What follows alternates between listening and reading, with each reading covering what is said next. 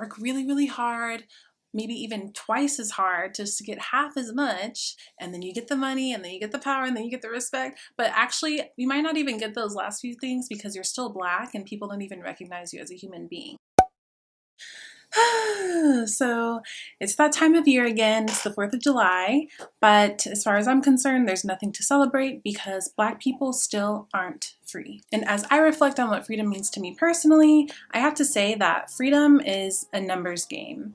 And unfortunately, numbers manifest themselves very harshly in our communities. And when you think about the statistics that affect Black people and that describe our experience, they're very dismal and dark.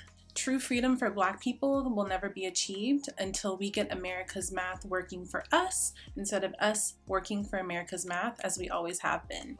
In the words of Bob Moses, I believe that math literacy is a civil right. And in addition to that, I believe that universal basic income is a civil right as well.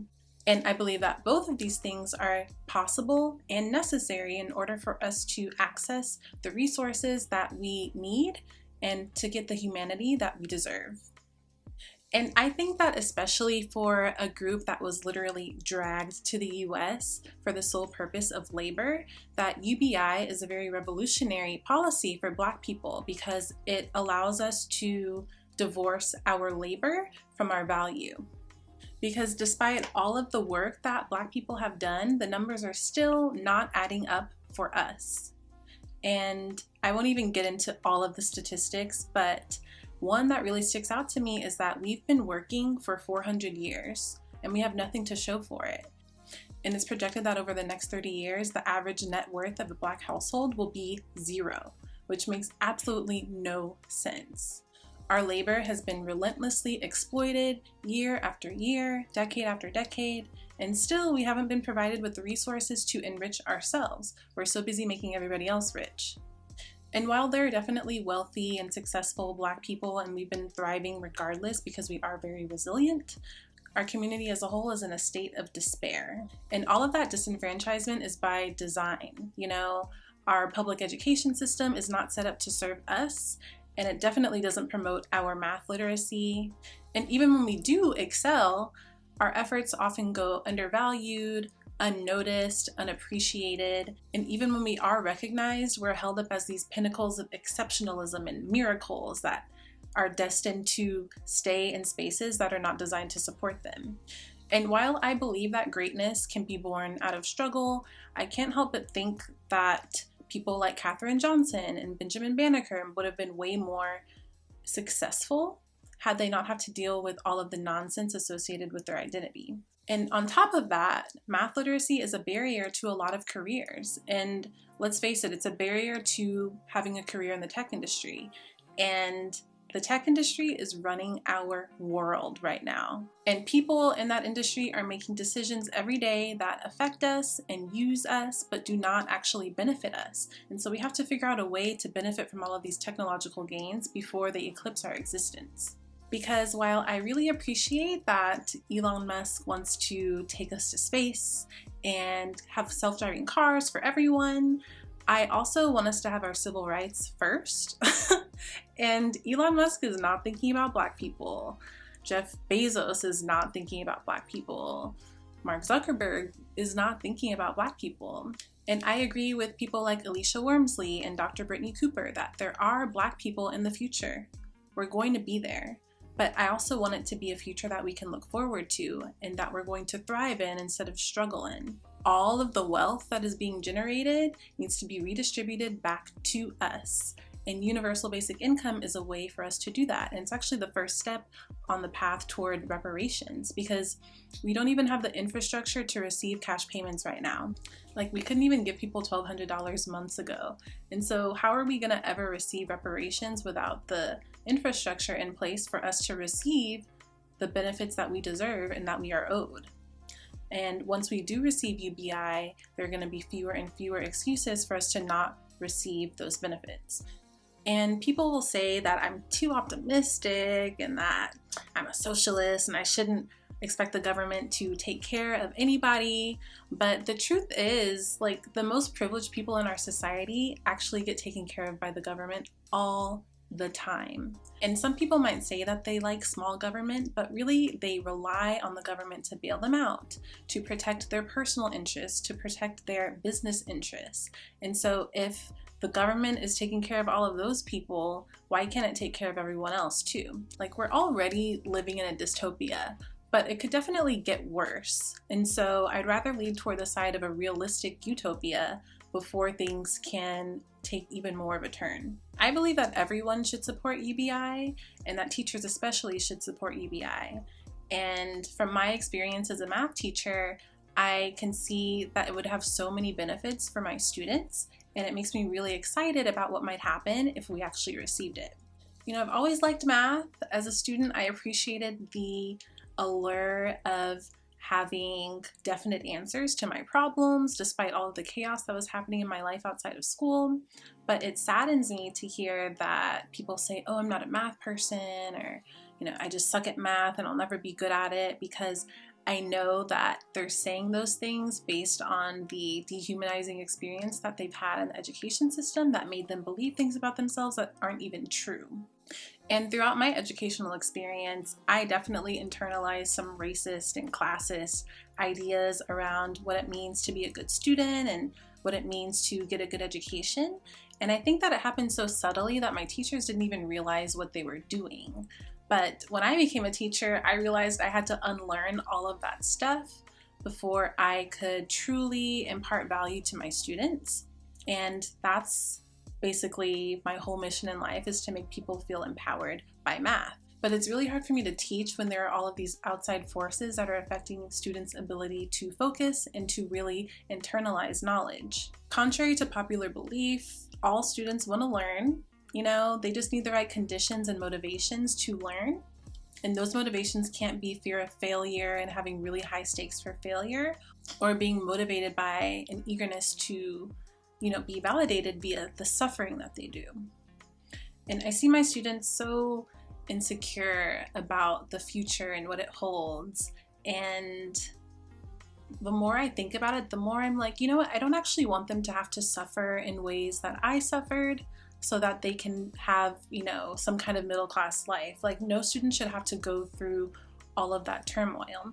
And so I'm trying to set up a world that they can be excited about and happy about and less stressed in. Because a lot of those insecurities that they feel stem from the super competitive nature of our society. You know, every year, everything gets more and more competitive. Like, when you think about the job market and the higher education system and social media that they have to deal with, like, it just keeps getting worse and worse, and it's not fair to them. And I reflect on my high school experience all the time, and I think about how, like, some mornings I would be with my friends and we'd be scrambling to finish our assignments, and there was this like weird panic around not, you know, performing well in school. And it's actually so weird that we felt that way and that there was so much pressure to do well. And I don't think that we should continue to normalize those kinds of behaviors, because when I think about the ways that I damaged my mental health in the name of just, you know, performing excellence, it's a wonder that I didn't just explode from the sheer exhaustion of it all. And sometimes when I did reach these milestones that other people celebrated me for, I couldn't even really enjoy them because I was just so tired. I would have this feeling of dread that I had just signed up for a life of working really, really hard, even though a lot of the things I did felt pointless. Like, no grade or accomplishment should really be that important, because at the end of the day, that really does a huge disservice to the whole education process, you know, and it impedes your learning because your motivations for learning things are to compete and survive instead of to actually internalize. How do you think that makes students feel to know that their performance on an assignment or an assessment could be the difference between them, you know, graduating from high school, or, you know, living in poverty or escaping poverty, or getting the scholarship or not, or like getting into college or not? Like, the stakes are way too high for students, and we have to alleviate that. And then for our Black students, we tell them, okay, you got to work really, really hard, maybe even twice as hard just to get half as much, and then you get your education, and then you get a job, and then you get the money, and then you get the power, and then you get the respect. But actually, you might not even get those last few things because you're still Black and people don't even recognize you as a human being. So just try anyway and see if you survive long enough to even get to your destination, and we'll just see what happens. A lot of Black students are motivated by a fear of poverty, and so we have to get rid of that so that we can make space in their minds to learn for the right reasons. The most important part about universal basic income is that it completely eradicates poverty, and that's the best thing about it. And since every social issue that you could ever think of actually intersects with poverty, like immigration, trans rights, healthcare, women's rights, intimate partner violence, other violent crimes, everything intersects with it, right?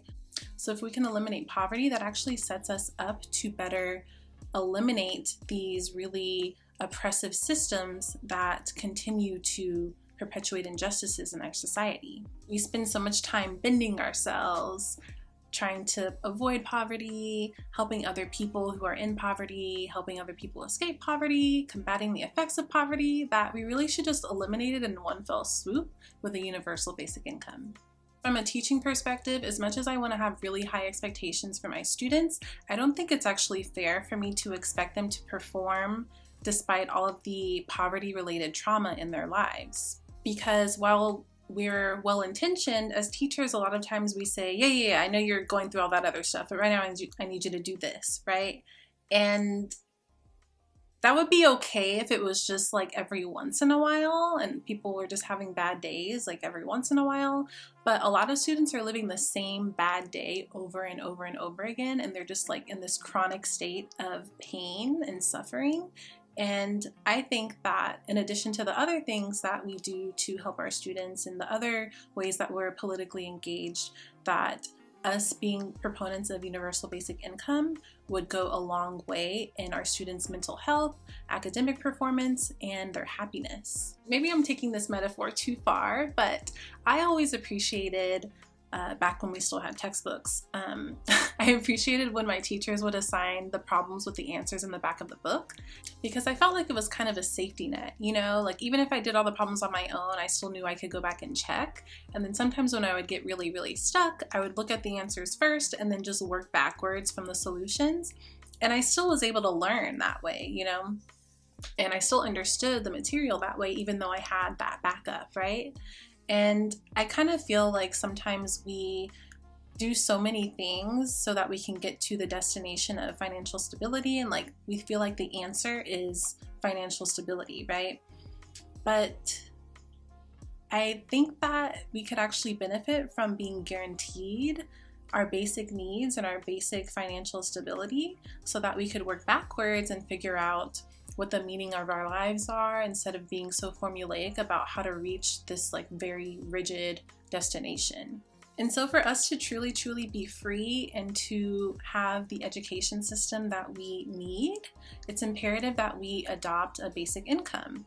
And while I know that UBI is not the end-all be-all, it doesn't cure everything, I really think that it's a great start and it's a great foundation upon which to build the world that we desire for students and future generations. I would really love for you to comment below about an experience that you've had with mathematics. It could be positive or negative. I know there is a lot of educational trauma out there, and I've been a victim of that. I've been a perpetrator of that, and I really just want to learn and grow and prevent those things from happening again. So I would really love to hear from you if you want to share why you like math, why you hate math, or anything UBI related. And if you want UBI to become reality, I highly recommend that you visit humanityforward.com. And you can also support this woman named Aarika Rhodes. She's running for Congress in District 30 of California. And she's an educator and a UBI supporter, among other things. And she's just so, so amazing. So it'd be wonderful if you could go and learn about her before she gets elected, because I know that she's going to win. Be sure to like this video if you liked it, and subscribe if you want to join the dark side with me. I'm going to be talking more about universal basic income and my experiences as a teacher, and I would love for you to come along that journey with me.